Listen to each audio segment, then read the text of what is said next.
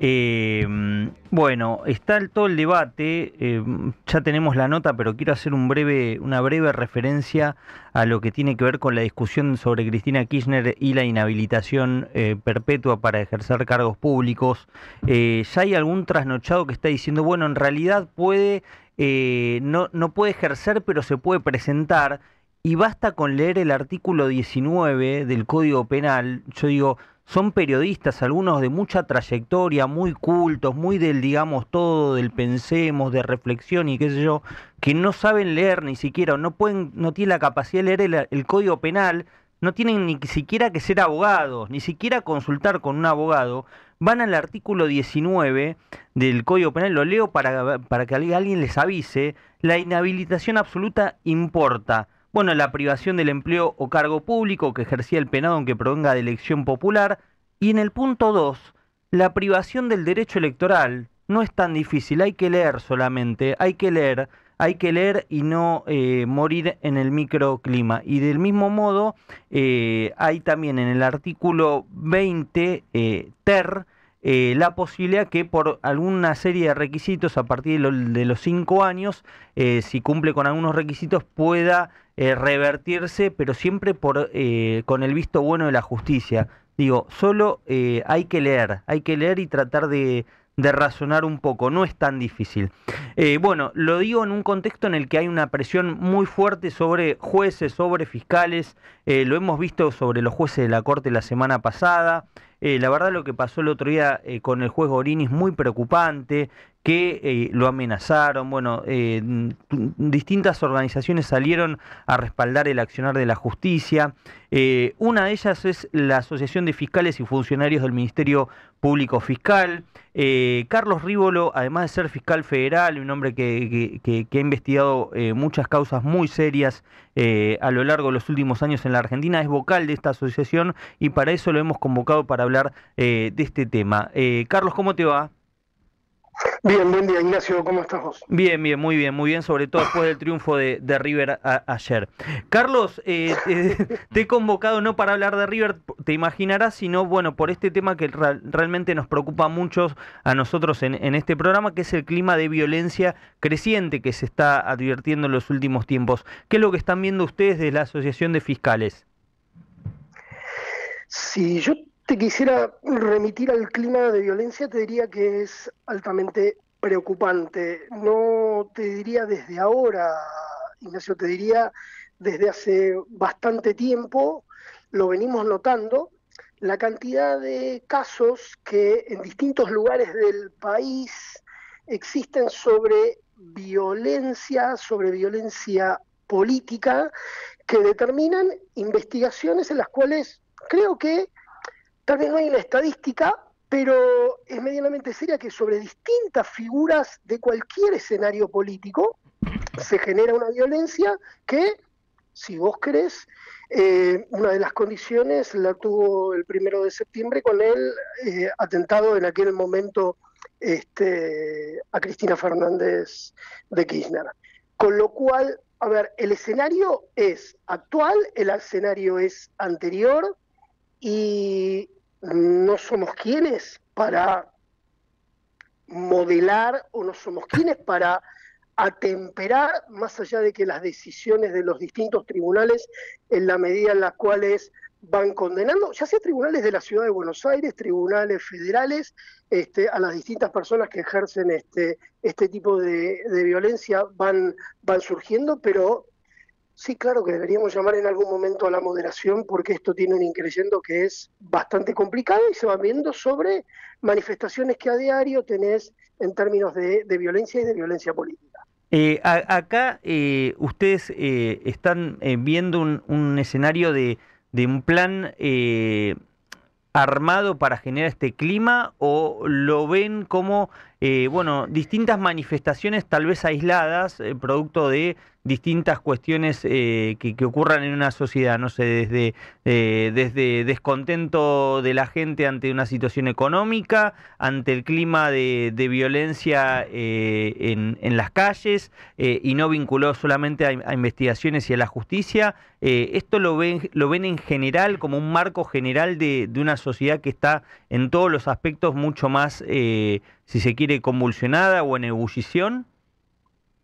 Hay una sociedad claramente en ebullición, hay una sociedad claramente que detrás de las redes se arma en identificar a diario, semanalmente, mensualmente, una persona, un objeto, un objetivo, un tema, sobre ese se monta y empieza a cargar, no sobre la opinión, empieza sobre la violencia, no importa si la noticia que se genera es una noticia verdadera, si la noticia que se genera es una noticia falsa, y eso va cargando el clima, y la realidad es que hay, creo, esto en lo personal, un aprovechamiento de gente que básicamente no se termina de enterar cómo es el tema en realidad, lo que vos decías en el inicio, vinculado con un tema de posible proscripción que no existe en términos electorales, y sobre eso genera toda una situación de movilización, de violencia,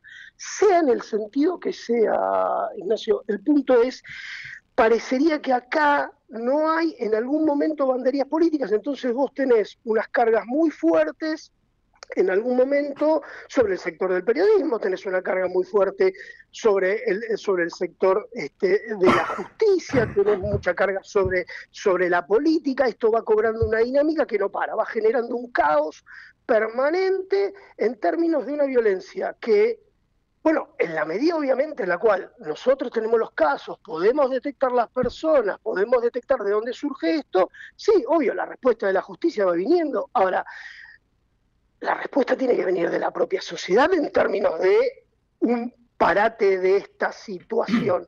No puede ser que todo tema y toda cuestión te lleve a una espiral de violencia que no termina nunca.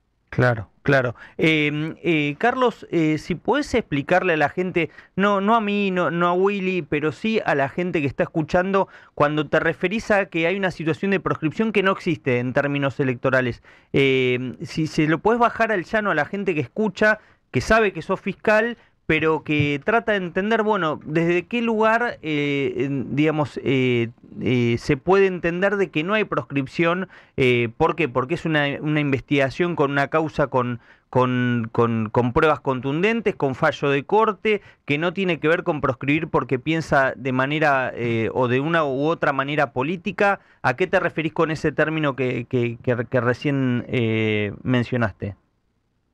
El Código Penal tiene 100 años. El Código Penal es de más de 100 años, de 1921.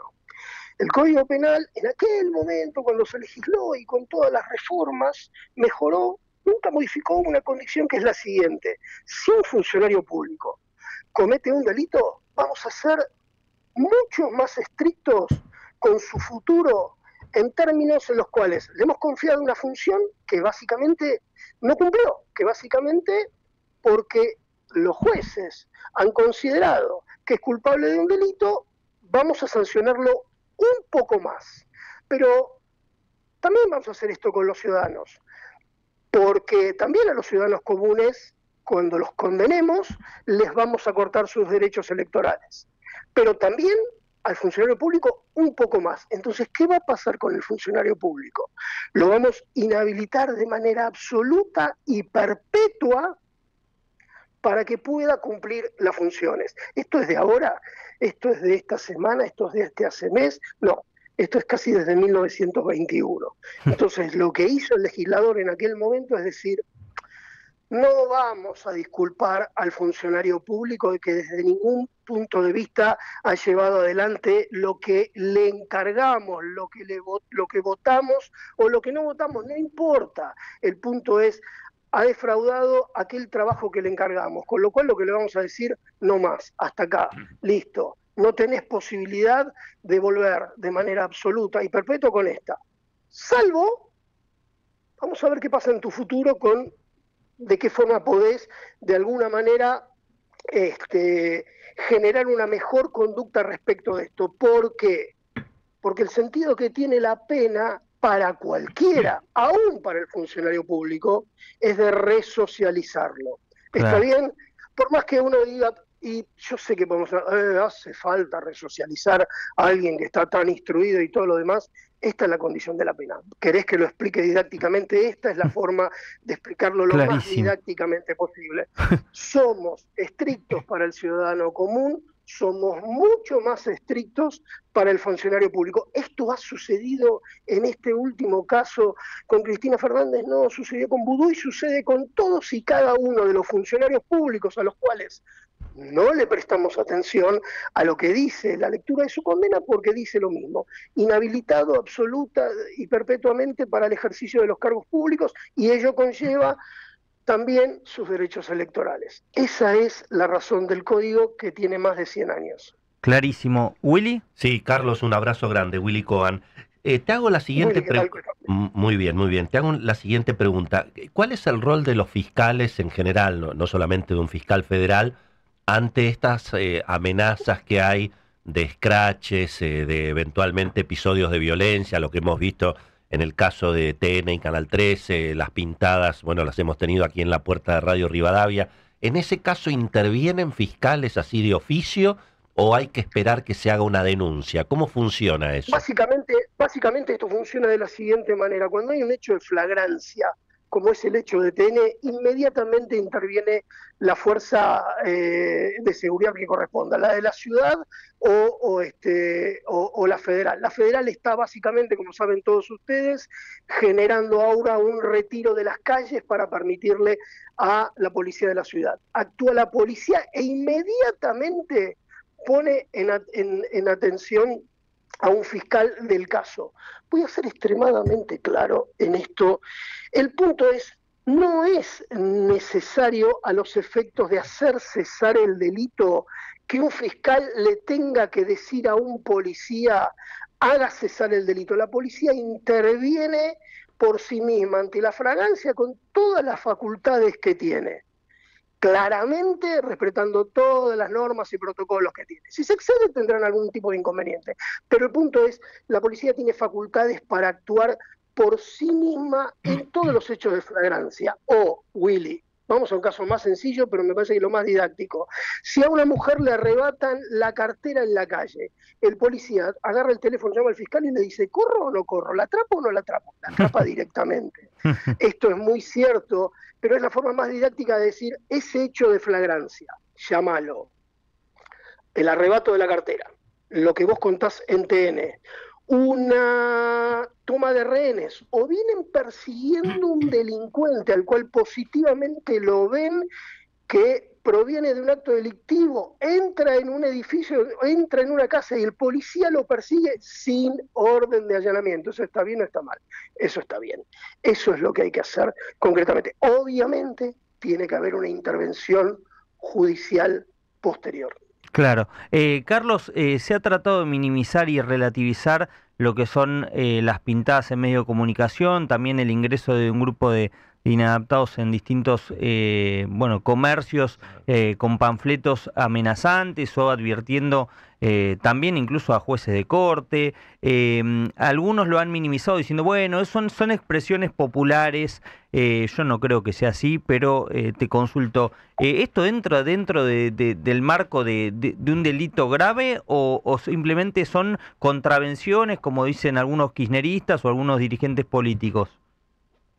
Si es una contravención, no deja de ser un delito menor. Para que tengamos en cuenta en el orden de los delitos, las contravenciones también lo son, pero de menor cuantía por el tema de la pena. Una pintada puede ser y podés estar entre tu libertad de expresión y el daño que le causás porque lo haces en la pared de la casa de alguien que no necesariamente necesita ser un diputado, sino que puede ser cualquier persona, con lo cual la contravención es un delito que puede ser pintar una pared en términos, además con esas consignas violentas, no es algo que, y sigo siendo lo más didáctico posible, gratis para alguien que lo genera.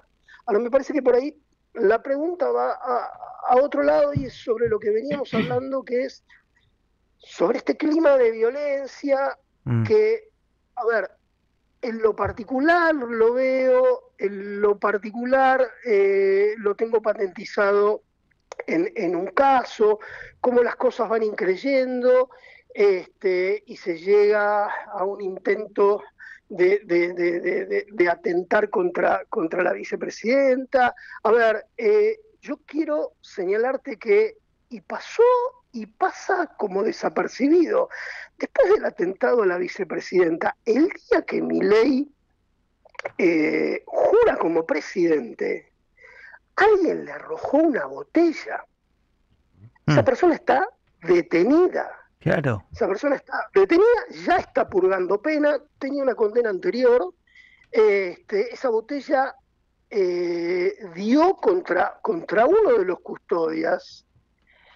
Estamos hablando, nos gusten, no nos gusten, los votemos, no los votemos. Estamos hablando de nuestros presidentes y hemos llegado a un punto en el cual pareciera que no nos estamos dando cuenta de lo que va llevando la violencia verbal al increyendo en gente que hay un momento en el cual, como instrumentos aislados, que es lo que parece por ahora, se les ocurre gatillar o tirarle una botella de 20 metros con gran posibilidad de generar una lesión a un presidente, claro, o cualquier funcionario. El límite es muy chico. ¿A dónde vamos caminando?